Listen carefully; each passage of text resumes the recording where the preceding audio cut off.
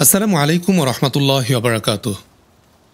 বাংলাদেশের উদীয়মান অর্থনীতি বিষয়ক লেখক মোহাইমিন পাটোয়ারির গল্পে গল্পে অর্থনীতি বইটি আমরা শুনছিলাম। আজকে আমরা শুনব বইটির সপ্তম পর্ব। সপ্তম পর্বে আমরা শুনব মুদ্রা ব্যবস্থা ও অর্থনীতি। মুদ্রা ব্যবস্থা ও অর্থনীতি। বিভিন্ন দেশের মুদ্রার দাম ভিন্ন ভিন্ন কেন? আপনাদের অনেকের মনে এ প্রশ্ন ঘুরপাক খায় যে এক এক দেশের মুদ্রার মান এক এক রকম কেন? এর সাথে অর্থনৈতিক উন্নতির কোনো সম্পর্ক আছে কি? অর্থনীতির সাথে মুদ্রামানের স্থায়ী কোনো সম্পর্ক নেই। এই অংশটি লেখাকালে আমেরিকান ডলারের বিপরীতে বাংলাদেশি টাকার বাজার মূল্য ছিল ৯০ টাকা, কিন্তু একই সময় নরওয়েজিয়ান ক্রোনার বিপরীতে টাকার বাজার মূল্য ছিল প্রায় ১০ টাকা। অথচ আমেরিকার তুলনায় নরওয়ে অনেক উন্নত রাষ্ট্র। নরওয়ের মাথাপিছু আয় আমেরিকার তুলনায় প্রায় দ্বিগুণ। সেই হিসাবে ক্রোনার বাজার মূল্য ডলার অপেক্ষা বেশি হওয়ার কথা ছিল, কিন্তু এমনটি হচ্ছে না কেন? উত্তরে আপনি হয়তো ভেবে থাকবেন, নরওয়ে উন্নত রাষ্ট্র হলেও এর আকৃতি খুব ছোট। আমেরিকার অর্থনীতি সেই তুলনায় অনেক বড়। তাছাড়া প্রযুক্তিগতভাবে আমেরিকা উন্নত, শিল্পে ও গবেষণাতেও আমেরিকা সমৃদ্ধ। সেই হিসেবে ডলারের মূল্য ক্রোনার চাইতে বেশি হওয়াটা কথা ছিল। আপনি যদি এমনটাই ভেবে থাকেন, তাহলে আপনার ধারণা সম্পূর্ণ ভুল। বর্তমানে জাপানি মুদ্রার বাজার মূল্য ৫০ পয়সা, অর্থাৎ জাপানি ইয়েন বাংলাদেশি টাকার চেয়েও সস্তা। আর দক্ষিণ কোরিয়ার টাকার মূল্য মাত্র ৩ পয়সার সমান, অর্থাৎ এক বাংলাদেশি টাকায় ৩৩ কোরিয়ান টাকা পাওয়া যাবে। তার মানে কি এই যে বাংলাদেশ কোরিয়া বা জাপানের তুলনায় শিল্পে সমৃদ্ধ এবং অর্থনৈতিকভাবে শক্তিশালী? এক্ষেত্রে অনেকে মনে করতে পারেন জনসংখ্যার সাথে টাকার মানের কোনো সম্পর্ক আছে, কিন্তু এই ধারণাটাও ভুল। মোট জনসংখ্যার সাথেও মুদ্রার মানের কোনো সম্পর্ক নেই।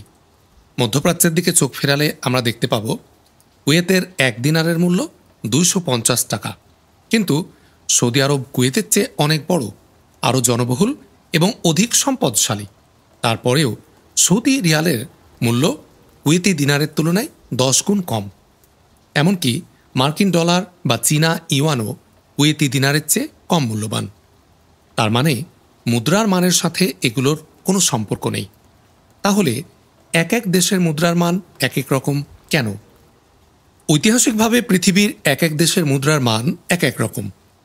আপনাকে যদি প্রশ্ন করা হয় একটি গ্রাম বড় কিন্তু অন্য গ্রাম ছোট কেন, এই প্রশ্নের উত্তরে আপনি হয়তো বলবেন, এভাবেই সীমানা নির্ধারণ করা হয়েছে আগের থেকে এমনটি ইত্যাদি। মুদ্রার ব্যাপারটাও ঠিক তাই। এক এক দেশের মুদ্রার মান এক এক রকম ঐতিহাসিকভাবেই। এর সাথে অর্থনৈতিক সমৃদ্ধি, জনসংখ্যা বৃদ্ধি, প্রযুক্তিগত উন্নতি বা কূটনৈতিক শক্তির কোনো যোগসূত্র নেই। আরেকটি ব্যাপার হচ্ছে, যে কোনো রাষ্ট্র চাইলেই মুদ্রার মান পরিবর্তন করে ফেলতে পারে। কাল যদি ঘোষণা আসে বাংলাদেশের নাগরিকদের যার হাতে যত টাকা আছে সবাই তা কেন্দ্রীয় ব্যাংকে জমা দিলে কেন্দ্রীয় ব্যাংক প্রত্যেককে ১০ গুণ টাকা ফেরত দিবে, এতে জীবনে কোনো কিছুই বদলাবে না, বরং সব কিছু আগের মতোই থাকবে, অতিরিক্ত একটি শূন্য ছাড়া। বিষয়গুলো আরও গভীরে কিভাবে কাজ করে এবং এই পরিবর্তনগুলোর প্রভাব কি কি তা চিন্তা করার গুরুত্বপূর্ণ জগৎ। এখন আমরা সেই জগতেই পদচারণা করব। আন্তর্জাতিক বাণিজ্য ও মুদ্রামান। ছোট থাকতে মাঝে মাঝে গাছের পাতাকে টাকা বানিয়ে কেনাবেচা খেলা খেলতাম। সে সময় নিয়ম ছিল, যে গাছের পাতা সংগ্রহ করা যত কঠিন সেই গাছের পাতার দাম তত বেশি, এবং যে গাছের পাতা যত সহজলভ্য সে গাছের পাতার দাম তত কম। এমনকি আমাদের মাঝে তখন এক্সচেঞ্জ রেটও চালু ছিল। ৩টি কাঁঠাল পাতার বিনিময় মূল্য ছিল একটি জবা পাতার সমান।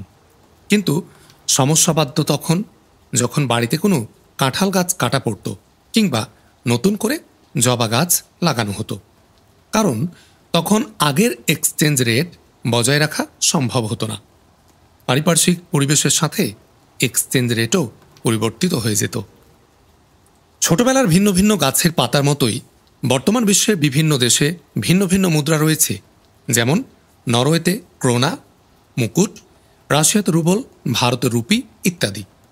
একটি দেশের নাগরিকরা যখন এক প্রান্ত থেকে অপর প্রান্তে বাণিজ্য করে তখন দেশীয় মুদ্রাতে লেনদেন করে, কারণ একটি দেশের অভ্যন্তরীণ লেনদেনের সাধারণ মাধ্যম হচ্ছে দেশীয় মুদ্রা। কিন্তু দুইটি ভিন্ন দেশের লেনদেন কোন মুদ্রাতে হবে? অভ্যন্তরীণ মুদ্রার মতো আন্তর্জাতিক অঙ্গনেও লেনদেনে একটি সাধারণ মুদ্রা আছে। অতীতে এই সাধারণ মুদ্রাটি ছিল সোনা এবং বর্তমানে তা হচ্ছে ডলার। একটি দেশ যেমন বাংলাদেশ যখন বিদেশ থেকে পণ্য বা সেবা আমদানি করবে তখন তাকে ডলারে কিনতে হবে। একইভাবে যখন বাংলাদেশে কর্মরত ভারতীয় শ্রমিকরা ভারতে রেমিটেন্স প্রেরণ করবে অথবা বাংলাদেশের কোনো কোম্পানি বিদেশে বিনিয়োগ করবে তখন তাদেরকেও ডলার কিনতে হবে। ডলার কিনতে হলে বাজারে ডলারের চাহিদা সৃষ্টি হবে। আবার যখন বাংলাদেশ কোনো পণ্য বা সেবা রপ্তানি করবে অথবা বিদেশে কর্মরত শ্রমিকরা বাংলাদেশে টাকা পাঠাবে কিংবা বাংলাদেশে বিদেশি বিনিয়োগ আসবে তখন বাংলাদেশ ডলার অর্জন করবে। এভাবে ডলারের সরবরাহের সৃষ্টি হবে। অর্থনীতির একটি চিরন্তন সত্য হচ্ছে সব কিছু অপরিবর্তিত থাকলে কোনো বস্তুর সরবরাহ বেড়ে গেলে বস্তুটির দাম কমে যাবে এবং চাহিদা বৃদ্ধি পেলে বস্তুটির দাম বেড়ে যাবে। ডলারের বেলায়ও এমনটি সত্য। তাই বাংলাদেশ যদি কম ডলার আয় করে তাহলে ডলারের দাম বেড়ে যাবে এবং ডলারের বিপরীতে টাকার দাম কমে যাবে। এবারে আসা যাক নরওয়ের ক্রোনার বিপরীতে টাকার দরের উত্থান পতন প্রসঙ্গে। ধরা যাক নরওয়ে থেকে আমরা স্যামন মাছ কিনব এবং আমাদের দেশ থেকে নরওয়ে ছাতা কিনবে। যদি কোনো বছর নরওয়েতে বৃষ্টি কম হয় সে বছর বাংলাদেশ থেকে ছাতা রপ্তানি হবে না। তাহলে নরওয়ের মুদ্রার বিপরীতে টাকার দাম কমে যাবে, তাই না? শুনলে অবাক হবেন যে প্রশ্নটির উত্তর হচ্ছে হ্যাঁ বা না, উভয়ই হতে পারে। কারণটা ব্যাখ্যা করছি, একটু ঠান্ডা মাথায় চিন্তা করুন। প্রতি বছর বাংলাদেশ নরওয়ে থেকে ৩,০০০ টন স্যামন মাছ কিনে এবং নরওয়ে বাংলাদেশ থেকে ৩০ লক্ষ ছাতা কিনে। কিন্তু কোনো বছর নরওয়ে আমাদের থেকে খুব কম ছাতা কিনলে টাকার বিপরীতে ক্রোনা শক্তিশালী হওয়ার কথা থাকলেও সে বছর যদি অন্যান্য দেশের সাথে বাংলাদেশের রপ্তানি বৃদ্ধি পায় হিসেবটা বদলে যেতে পারে। খেয়াল করুন, একটি দেশ মোট যে পরিমাণ ডলার আয় করে তার তুলনা কম ডলার ব্যয় করলে মুদ্রার মান বৃদ্ধি পাবে। সব মিলিয়ে বাংলাদেশে বাণিজ্য উদ্বৃত্তে থাকলে টাকা আগের তুলনায় শক্তিশালী হবে। তাই কম ছাতা কিনেও নরওয়েজিয়ানরা মাথা চুলকাবে আর ভাববে এই বছর বাংলাদেশ থেকে কিছুই কিনলাম না, তারপরেও আমাদের দেশের মুদ্রার বিপরীতে তাদের মুদ্রার মান বৃদ্ধি পেল। ঘটনা কিছু বুঝতে পারলাম না। এবার আরেকটি হিসাব করতে বসি। রাশিয়া প্রতি বছর বাংলাদেশ থেকে মশলা কিনে এবং বাংলাদেশ রাশিয়া থেকে তেল কিনে। এখন যদি আন্তর্জাতিক বাজারে তেলের দাম বেড়ে যায়, সব কিছু আগের মতো থাকলেও বাংলাদেশের মুদ্রার মান পড়ে যাবে এবং রাশিয়ার মুদ্রার মান বেড়ে যাবে। কারণ বাংলাদেশের মূল আমদানি পণ্য তেল হওয়ায় তেলের দাম বাড়লে আমাদের দেশে বাণিজ্য ঘাটতি দেখা দিবে এবং টাকা দুর্বল হবে। আবার রাশিয়ার মূল্য রপ্তানি পণ্য তেল হওয়ায় তেলের দাম বৃদ্ধির সাথে সাথে বাণিজ্য উদ্বৃত্তি দেখা দিবে। তখন রুবল শক্তিশালী হবে। রাশিয়ার ব্যবসায়ীরা তাই দাঁত কেলিয়ে হাসবে আর মশলা পার্টি করবে। এদিকে রাশিয়া থেকে যারা অন্যান্য জিনিস যেমন গাড়ি কিনবে তারা চিন্তা করে কুল করতে পারবে না সব কিছু তো আগের মতোই আছে। দেশীয় মুদ্রার বিপরীতে রুবলে গাড়ির দাম এত বেড়ে যাচ্ছে কেন? বেড়ে যাচ্ছে তার কারণ হচ্ছে রাশিয়ার মুদ্রা শক্তিশালী হয়ে গেছে। আবার বাংলাদেশের মুদ্রা যেহেতু দুর্বল হয়ে যাবে, সেই ব্রিটিশ ব্যক্তি বাংলাদেশ থেকে তৈরি পোশাক কিনবে, সেও আনন্দে কুল করতে পারবে না এই ভেবে যে সব কিছু তো আগের মতোই আছে, কিন্তু বাংলাদেশের গার্মেন্টস পণ্যের মূল্য ভালো পাচ্ছি কেন? আন্তর্জাতিক বাণিজ্য ছাড়াও মনিটারি পলিসি, জিডিপি প্রবৃদ্ধি সহ অনেক কিছুই মুদ্রার মূল্যমান নির্ধারণ করে, যা নিয়ে বিস্তারিত আলোচনা করা এই বইয়ের সাধ্যের বাইরে। মুদ্রার দর পরিবর্তন ও অর্থনীতি। সুখসাগর ও শান্তিনগর পাশাপাশি দুইটি রাজ্য। এই দুই রাজ্যের মাঝে কেনাবেচা হয় রূপার মুদ্রায়। সবকিছু স্বাভাবিকভাবেই চলছিল এমন সময় শান্তিনগরের একজন বিজ্ঞানী নতুন একটি যন্ত্র আবিষ্কার করলেন। এই যন্ত্র গাড়ির সাথে লাগালে আর ঘোড়ার প্রয়োজন হয় না, যন্ত্রই গাড়ি টেনে নেবে। যন্ত্রটি আবিষ্কার করার পর বিজ্ঞানী সাহেব একজন ব্যবসায়ীর সাথে আলোচনা করলেন এবং যৌথ উদ্যোগে তারা একটি কারখানা খুললেন। তারপর তারা এই যন্ত্রচালিত গাড়ি বিক্রি করা শুরু করলেন।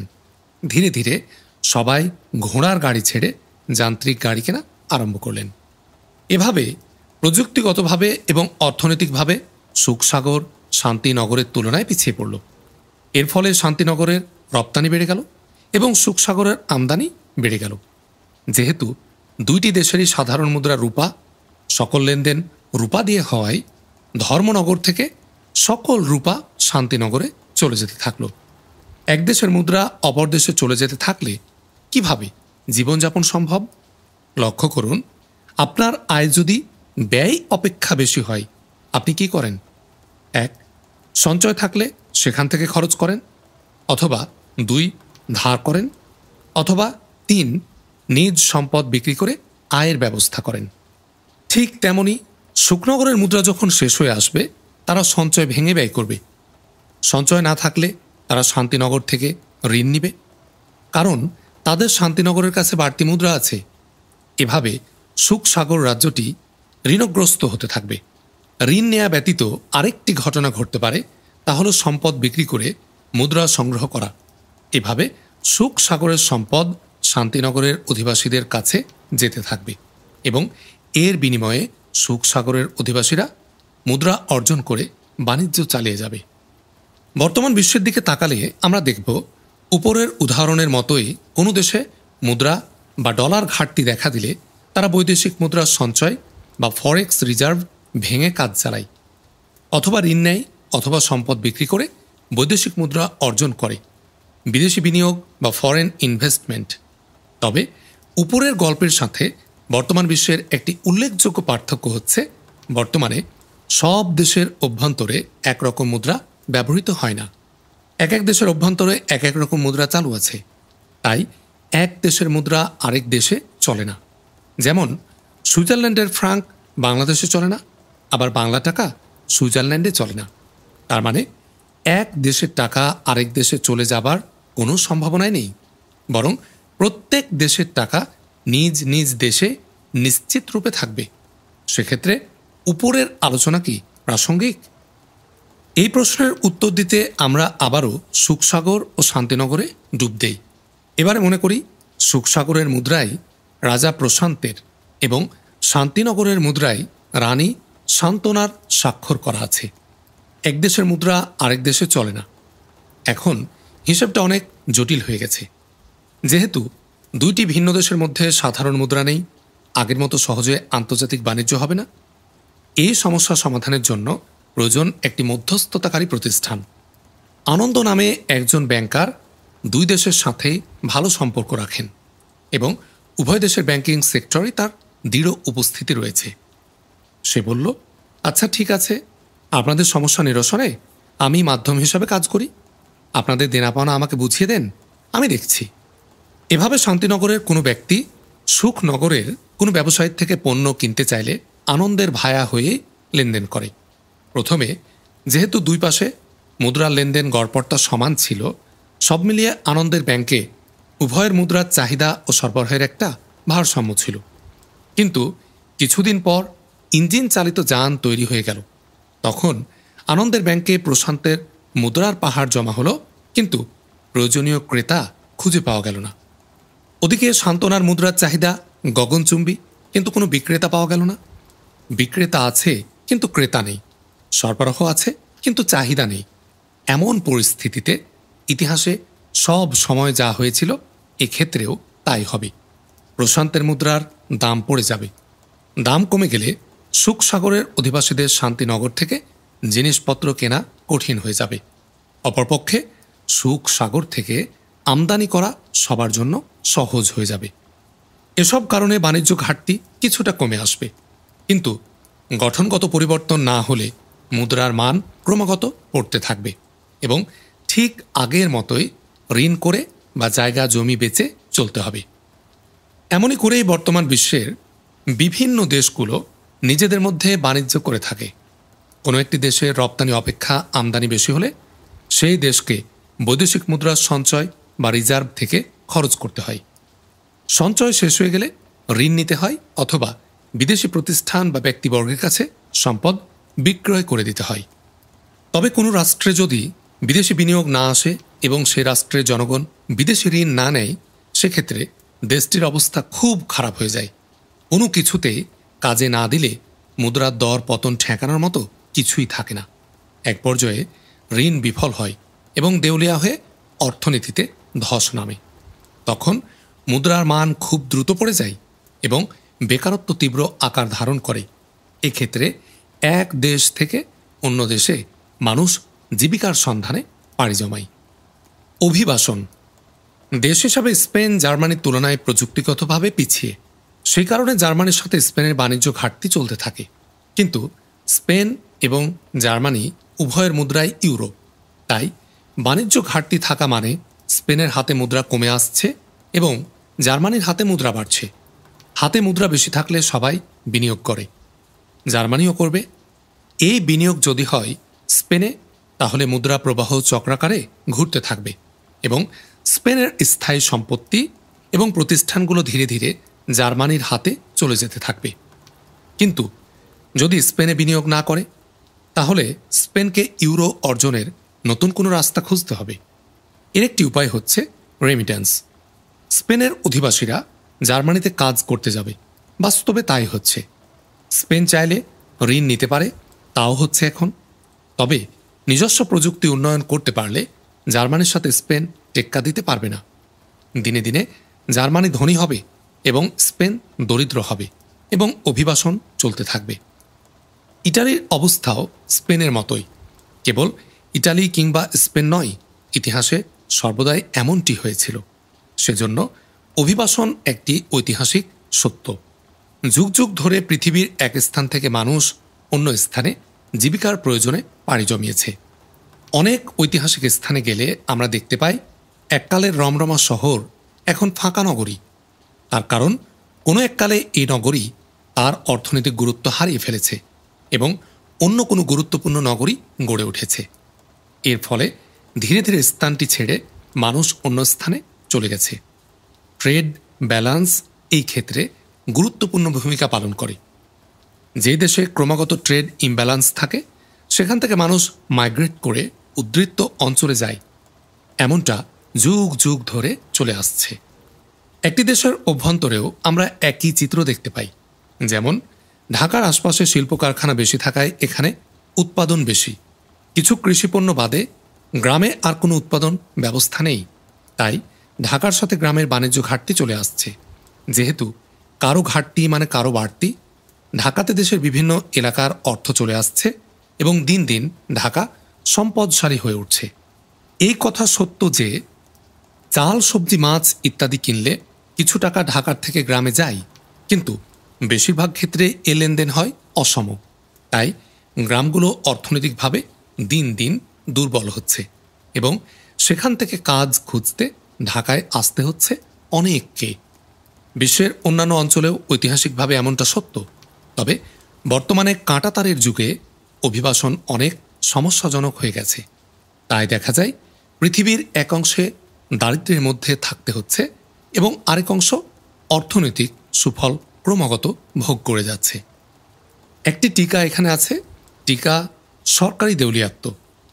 লেবানন রাষ্ট্র এবং এর সেন্ট্রাল ব্যাংক দেউলিয়া হয়ে গেছে। এরকম সংবাদ শুনলে প্রথমে আমাদের মাথায় যে প্রশ্নটা আসে তা হচ্ছে, একটা রাষ্ট্র কিভাবে দেউলিয়া হয় এবং একটা রাষ্ট্র দেউলিয়া হয়ে গেলে তার জনগণের ভাগ্যে কী ঘটে। প্রথমে আমরা আলোচনা করব দেউলিয়া হওয়া অর্থ কী, একজন মানুষ বা একটা কোম্পানি কিভাবে দেউলিয়া হয়। কোনো ব্যক্তি বা প্রতিষ্ঠান যদি অনেক বেশি ঋণ করে ফেলে এবং সে যদি বুঝতে পারে সে ঋণ তার পক্ষে আর কখনোই শোধ করা সম্ভব হবে না, তখন সে কোর্টের কাছে নিজেকে দেউলিয়া ঘোষণার জন্য আবেদন করতে পারে। এক্ষেত্রে বিভিন্ন দেশে বিভিন্ন ধরনের আইন আছে, কিন্তু বেসিক ধারণাটা একই রকম। ধরেন আপনি বিভিন্ন ব্যাংক, প্রতিষ্ঠান এবং ক্রেডিট কার্ড থেকে 1 কোটি টাকা ঋণ নিয়ে ব্যবসায় বিশাল লোকসান করলেন। বারবার চেষ্টা করেও ব্যবসা দাঁড় করাতে পারলেন না। ওদিকে সময় যত যাচ্ছে আপনার ঋণের উপর সুদও তত বাড়ছে। তো এরকম অবস্থায় আপনি কি করবেন? আজীবন তো আপনি এভাবে চলতে পারেন না। তখন আপনি চাইলে কোর্টে গিয়ে বলতে পারবেন বা বিভিন্ন ফর্ম পূরণ করে আবেদন করতে পারবেন যে আমার বর্তমান অবস্থা এরকম এবং এই অবস্থায় আমার পক্ষে এই ঋণ কোনোভাবেই শোধ করা সম্ভব না, আমি নিজেকে দেউলিয়া ঘোষণা করতে চাই। কোর্ট আপনার প্রদান করা নথি যাচাই বাছাই করে দেখবে এবং যদি তারা নিশ্চিত হয় তাহলে আপনাকে দেউলিয়া ঘোষণা করবে। এখন কথা হচ্ছে, এই দেউলিয়া ঘোষণা করার অর্থ কি? এর অর্থ হচ্ছে আদালত রায় দিবে আপনি নিঃস্ব এবং আপনার পক্ষে ঋণ শোধ করা সম্ভব না।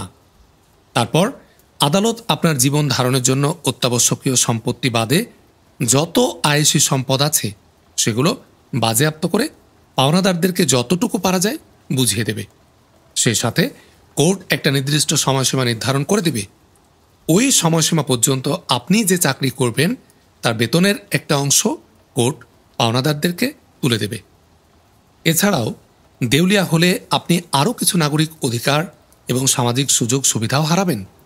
আপনাকে বাকি জীবন বা কয়েক বছর খুবই স্বল্প বাজেটে চলতে হবে, কিন্তু বিনিময়ে যে বিশাল ঋণের বোঝা আপনার মাথা থেকে উপর চেপেছিল সেটা থেকে আপনি এক প্রকার মুক্তি পাবেন। এবার আলোচনা করা যাক একটা রাষ্ট্র কিভাবে দেউলিয়া হয়। খেয়াল করুন, একটা দেশ চালানোর জন্য টাকা লাগে। সেই টাকা আসতে পারে দেশের জাতীয় সম্পদ থেকে অথবা জনগণের উপর ধার্য করা ট্যাক্স থেকে। কিন্তু রাষ্ট্রের ব্যয় যদি আয়ের চেয়ে বেশি হয়ে যায় তখন তাকেও ঋণ নিতে হয়। এই ঋণ হতে পারে কেন্দ্রীয় ব্যাংক বা কমার্শিয়াল ব্যাংকগুলোর কাছ থেকে, অথবা হতে পারে সরাসরি জনগণের কাছ থেকে বন্ডের মাধ্যমে, অথবা হতে পারে অন্য কোনো রাষ্ট্র বা বহুজাতিক সংস্থার কাছ থেকে। এখন যদি সরকারের অর্থনৈতিক পলিসি খুবই খারাপ হয়, যদি দুর্নীতি আকাশ ছোঁয়া হয়, অথবা অন্য কোনো কারণে যদি এরকম হয় যে সরকারের পক্ষে সময় পেরিয়ে যাওয়ার পরেও ঋণ শোধ করা সম্ভব হয় না, তখন বলা হয় সে সরকার দেউলিয়া হয়ে গেছে। এই দেউলিয়াত্ব কিন্তু ব্যক্তি বা প্রতিষ্ঠানের দেউলিয়াত্বের মতো না। সে কারণে টেকনিক্যালি এটা বলা হয় না যে অমুক দেশ দেউলিয়া হয়ে গেছে, বরং এটা বলা হয় যে অমুক দেশ ঋণ পরিশোধ করতে ব্যর্থ হয়েছে। তবে গণমাধ্যমে বা প্রচলিত বর্ণনায় এটাকে অনেক সময় ব্যাংকরাপসি বা দেউলিয়াত্ব শব্দটি উল্লেখ করা হয়। লেবানন ঠিক কিভাবে দেউলিয়া হলো? এবার আসা যাক লেবাননের ইতিহাসে। লেবানন হচ্ছে মধ্যপ্রাচ্যের একমাত্র দেশ যেখানে খ্রিস্টানদের সংখ্যা সবচেয়ে বেশি। লেবাননের খুব বেশি প্রাকৃতিক সম্পদ নাই, কিন্তু তারপরেও তাদের অর্থনীতি বেশ ভালোই ছিল। তাদের আয়ের প্রধান উৎস ছিল ট্যুরিজম, রেমিট্যান্স, ব্যাংকিং খাত, বিদেশি সাহায্য এবং বিদেশি বিনিয়োগ। বিশেষ করে খ্রিস্টানদের সংখ্যা বেশি হওয়ার কারণে বিভিন্ন সামাজিক ও ধর্মীয় বিধিনিষেধ না থাকার কারণে মধ্যপ্রাচ্যের অন্যান্য রাষ্ট্রের তুলনায় লেবানন ছিল ট্যুরিজম এবং অন্যান্য ব্যবসা বাণিজ্যের জন্য ইউরোপ আমেরিকানদের পছন্দের স্থান।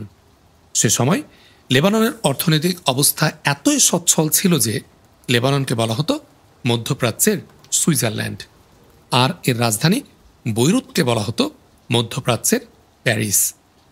কিন্তু সব কিছুই পাল্টে যায় 70-এর দশকে শুরু হওয়া লেবাননের গৃহযুদ্ধের সময়। গৃহযুদ্ধের ফলে লেবাননের অবকাঠামো পুরোপুরি ধ্বংস হয়ে যায়। যুদ্ধের পর দেশ পুনর্গঠনের জন্য লেবাননকে বিপুল পরিমাণ ঋণ নিতে হয়, কিন্তু দুর্নীতি এবং অব্যবস্থাপনার কারণে এই ঋণ তাদের পক্ষে শোধ করা সম্ভব হচ্ছিল না। দিনে দিনে এই ঋণের পরিমাণ বাড়তে বাড়তে সর্বশেষ তা দেশটি জিডিপির 1.5 গুণ আকার ধারণ করে।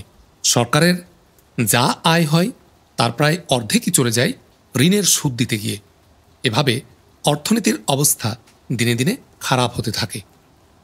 গৃহযুদ্ধের আগে 70-এর দশকে $1 সমান ছিল 3 লেবানিজ লিরা, কিন্তু যুদ্ধের শেষে 90-এর দশকে সেটা পৌঁছে যায় প্রায় $1,500। পরিস্থিতি নিয়ন্ত্রণের জন্য 1997 সালে লেবানন লিরার মান মার্কিন ডলারের সাথে পেগ করে দেয়। তারা কৃত্রিমভাবে $1 সমান 1,500 লিরা এই রেট ধরে রাখতে শুরু করে। বাজারে লিরার দাম পড়ে গেলে তারা লিরার বিনিময়ে ফরেন রিজার্ভ থেকে ডলার বিক্রি করে লিরার দাম পুনরায় আগের অবস্থায় ফিরিয়ে আনার চেষ্টা করে। এর ফলে কয়েক দশক ধরে সব সময় লিরার মান স্থির থাকে। এতে একদিকে লেবানিজদের লাভ হয়, তাদের আসলে যতটুকু অর্থনৈতিক সক্ষমতা তারা তার চেয়েও ভালোভাবে জীবনযাপন করতে থাকে। তুলনামূলক স্বল্প মূল্যে তারা লিরার বিপরীতে ডলার কিনে সেই ডলার দিয়ে বিদেশ থেকে পণ্য আমদানি করতে থাকে। কিন্তু ভেতরে ভেতরে এটা তাদের জন্য বড় ধরনের ক্ষতি করতে থাকে।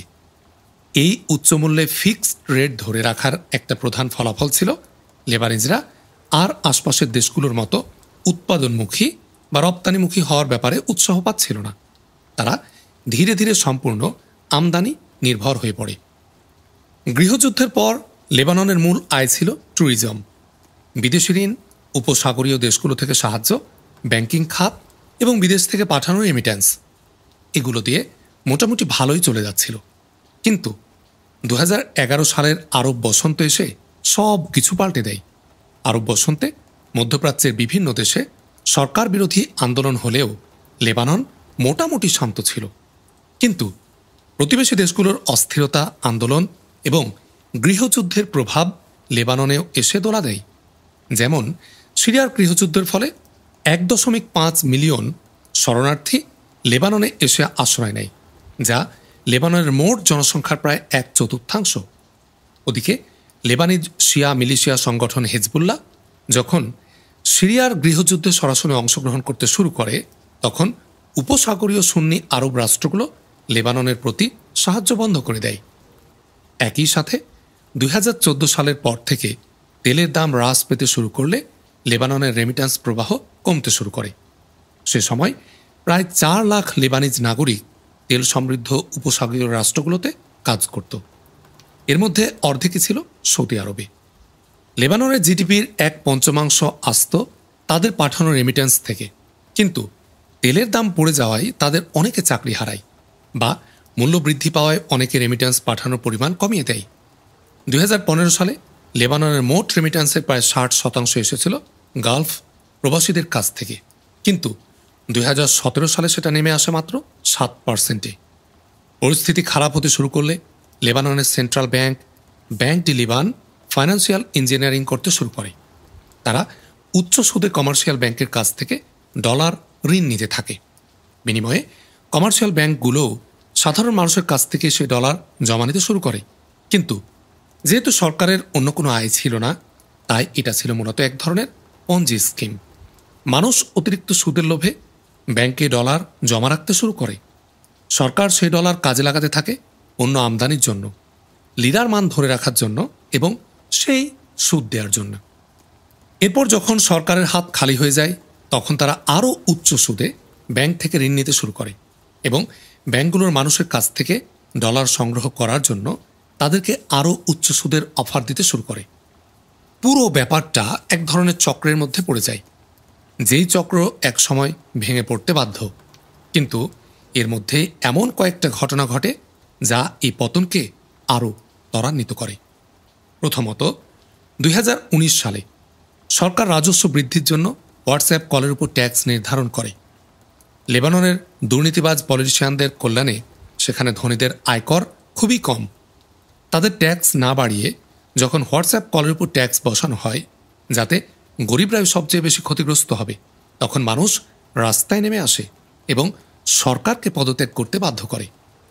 সে সময় পরিস্থিতি বেগতিক বুঝতে পেরে ধনী ব্যবসায়ীরা এবং ব্যাংকাররা তাদের টাকা পয়সা বিদেশে সরিয়ে ফেলে। শুধুমাত্র 2019 সালেই 20 থেকে 30 বিলিয়ন ডলার বিদেশে পাচার হয়ে যায়। সংকট বুঝতে পেরে সাধারণ নাগরিকরা ডলার উঠিয়ে নেওয়ার জন্য ব্যাংকে ছোটা শুরু করে। কিন্তু ততদিনে ব্যাংকে আর কোনো ডলার ছিল না। ফলে কমার্শিয়াল ব্যাংকগুলোর মাসে $200 উত্তোলনের সীমা নির্ধারণ করে দেয়। এ সময় থেকে ডলারের অভাবের কারণে অফিসিয়াল রেটের সাথে ব্ল্যাক মার্কেটে ডলারের মূল্যের পার্থক্য বৃদ্ধি পেতে শুরু করে।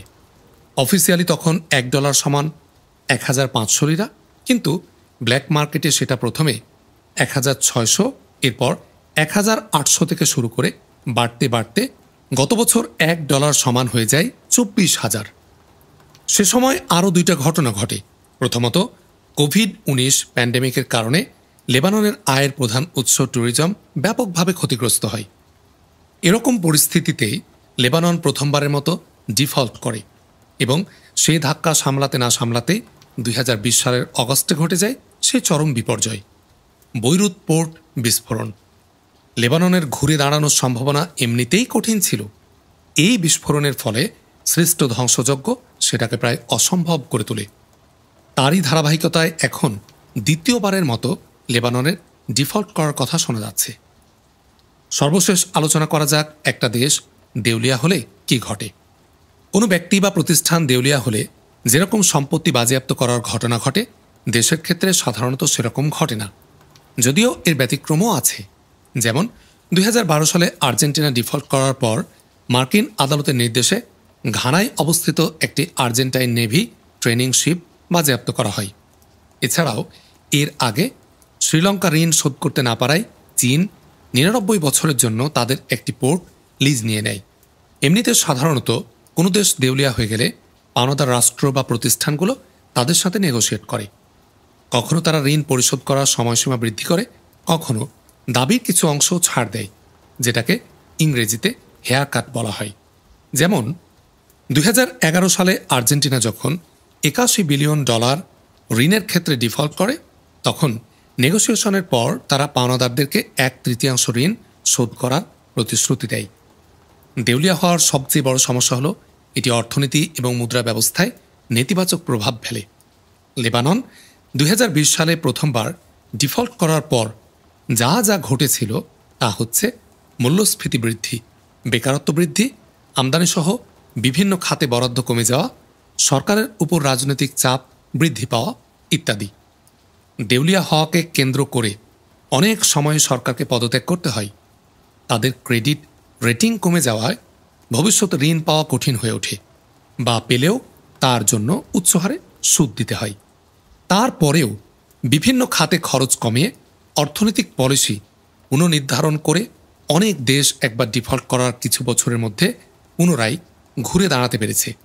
এখন লেবাননও ঘুরে দাঁড়াতে পারবে কিনা সেটা নির্ভর করবে তাদের রাজনীতিবিদ, ব্যবসায়ী এবং সর্বস্তরের জনগণের সততা, প্রচেষ্টা এবং অর্থনৈতিক সিদ্ধান্তের উপর। এই টিকাটির মূল লেখক মোজাম্মেল হোসাইন তোহা, সংকলন ও পরিমার্জনে মোহাইমিন পাটোয়ারি। আলহামদুলিল্লাহ রব্বিল আলামিন। আজকে এখানেই শেষ করছি। আগামীতে আমরা 8ম পর্ব শুনব। 8ম পর্বে আমরা শুনব ব্যাংক ব্যবস্থা। আসসালামু আলাইকুম ওয়া রাহমাতুল্লাহি ওয়া বারাকাতুহু।